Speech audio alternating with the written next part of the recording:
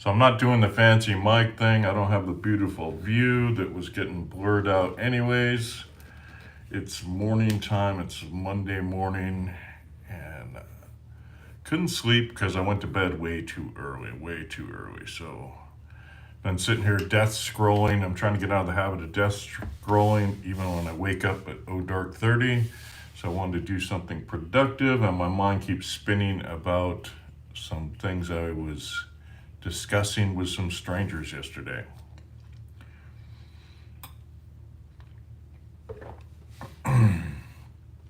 And one of the thoughts that spurred from our conversation was it's been 3 years on YouTube, and how do I measure my success on YouTube? How do other people measure their successes on YouTube? And it's interesting to me because this all spins back to a conversation or a thought process that hit me a couple days ago, and all these people are telling me how to be better on YouTube, and it's better from their perspective. And it set me into a self assessment cycle where I started thinking about, I'm the type of guy I always want to be helpful, right? That's just like, I want to help people. And a lot of times I'm helping them. Hey, good morning, Rhonda. I'm trying to help them from my perspective of what their goals are without actually asking what their goals are or understanding what their goals are fully. And so I have found I'm just like the interrupting cow sometimes or the annoying rooster, because I'm trying to wake people up when they don't want to be woken up, or I'm trying to, do something to help them when they don't want to be helped. And one analogy I used to make all the time, what's the difference between assistance and assault? So if you go up and you're trying to help someone and they want your assistance, you're obviously a positive influence. But if you go up and you try to help somebody and you're not wanted, then your help may be viewed as assault. And I didn't realize I do that more often verbally than I should, or anyone should. I mean, and no one should do it ever, but it happens sometimes, right? So the analogy I used to use with people was, there used to be the cartoon of the old lady, waiting to cross the road. The Boy Scout runs up and helps her cross the road, and you know, and then there was the guy who saw that and wanted to be the Boy Scout, and wasn't understanding the situation, so he goes up and grabs the lady. This was all a cartoon, like Saturday morning cartoons, right? It's one of those little blurbs they put between the cartoons. So guy goes up, and the do-gooder, the not smart do-gooder, goes up, grabs an old lady, drags her across the street, and they get to the other side of the street, and she's hitting him with the umbrella, and because she didn't want to cross the street, and so she crosses the street back to where she was.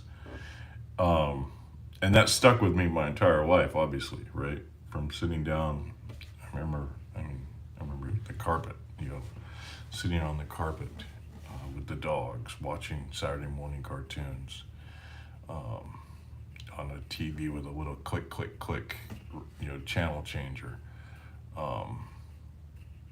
But I'm old, right? Doesn't mean the lesson is not valuable today. I think the lesson is as valuable today as it has ever been. And the perspective that kind of, spun around and smacked me in the face was, we do that verbally by all the time, and we do that online all the time, and I do it all the time online, not out of malice or um, you know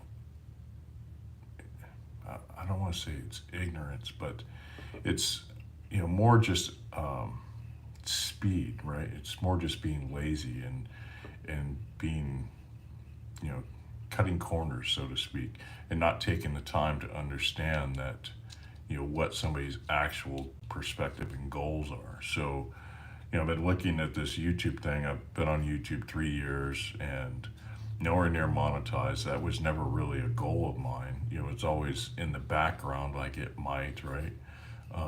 But even so, you know, I didn't want a lot of the obligations and a lot of the pressure that comes with being monetized, right?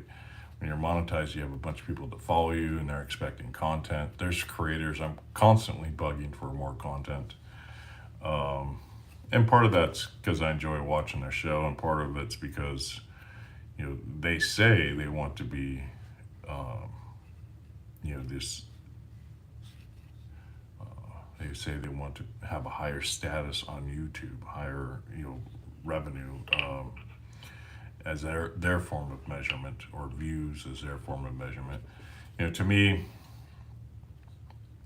my goals on YouTube, I put them out there a couple times, and that's not really what's important today. What's important is, am I achieving those goals after 3 years, and should I continue, or should I, move on? Should I find something else to spend that time on, or is that time, well used?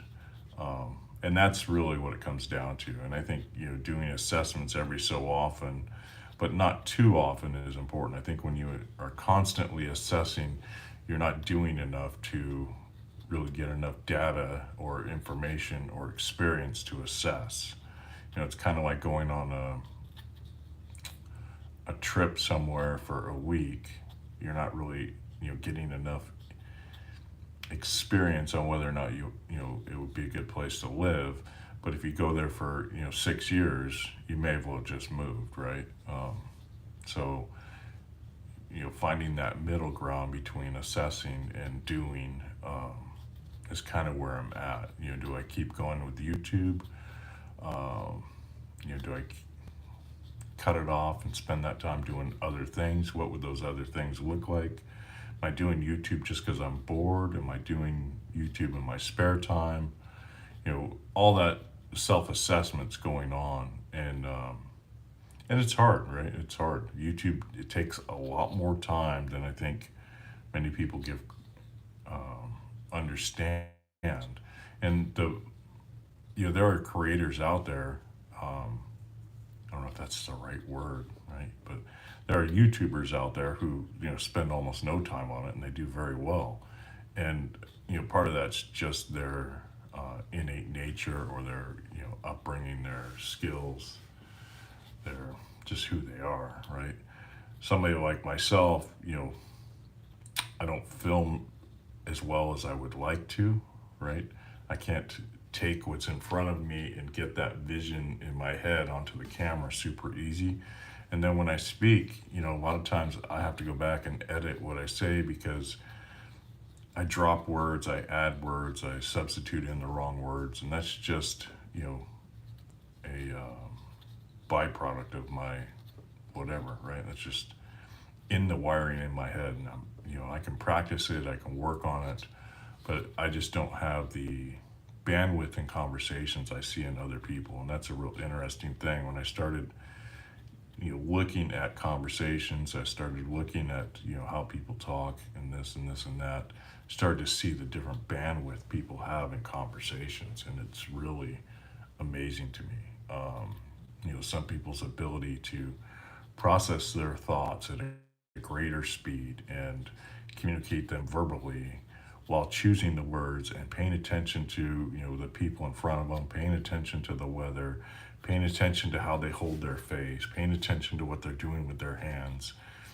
Sometimes I get the crazy claws going, and it's just like, it's not even a conscious thought. It's just like they turn loose. And other times I'm like trying to sit more still, so I can think harder, or think more in a stretchy way, I guess. The more I try to stretch my thoughts, the more I try to, while I'm talking, sometimes the more still I want to be. And other times it's just, I have energy and I want to talk, and, and this just consumes energy. And that energy, consumption is helpful. So it doesn't, slows down and doesn't overload. But it is funny. I mean, even when I'm sitting here still, I'm fidgeting with the bottle cap, right? So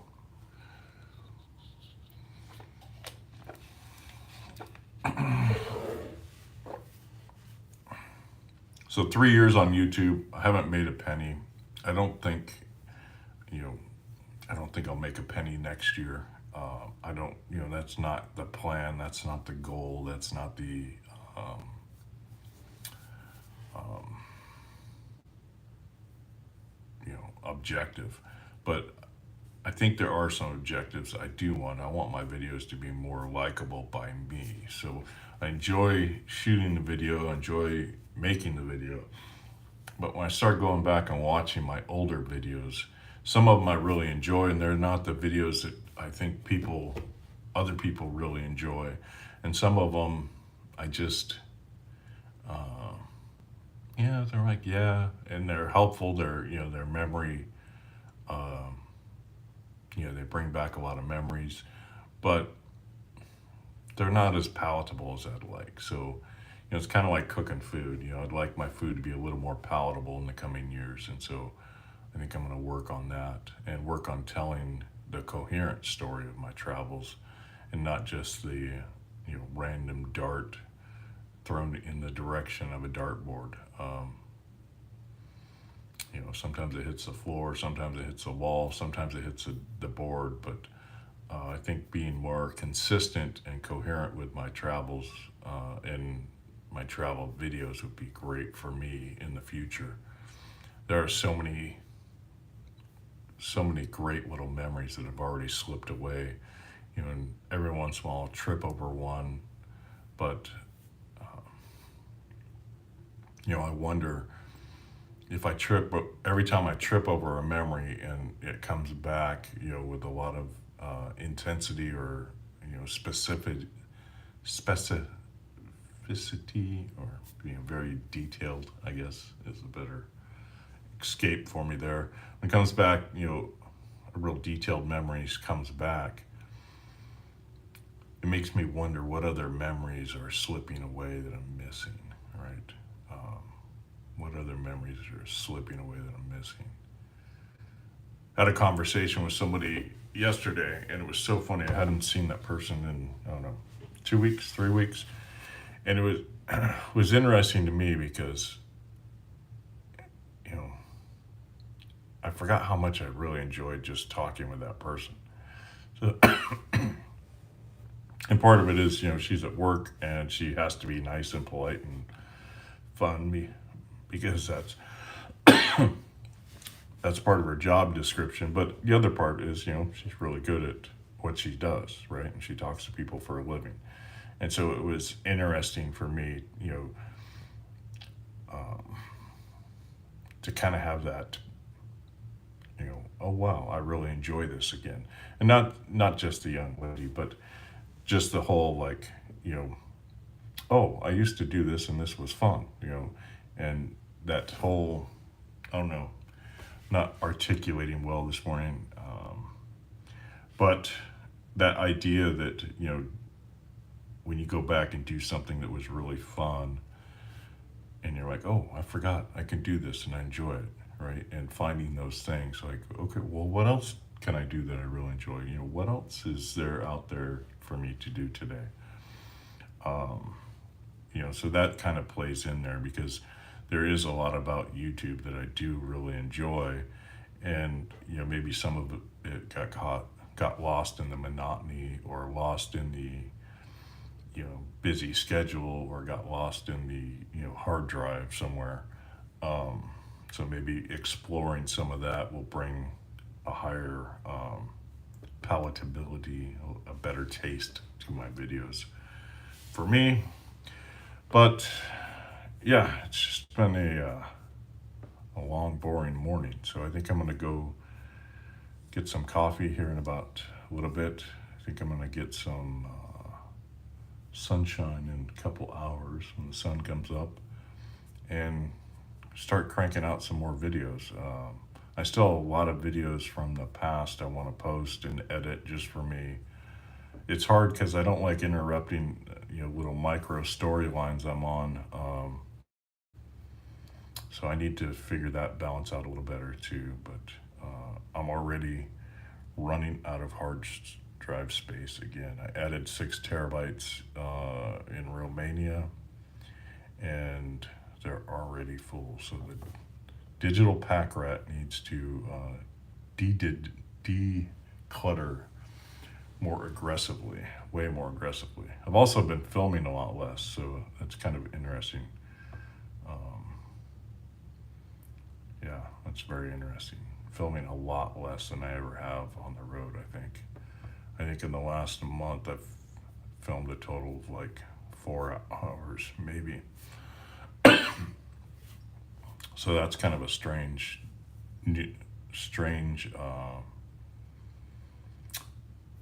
behavior for me. So it's interesting. It's like, I don't know.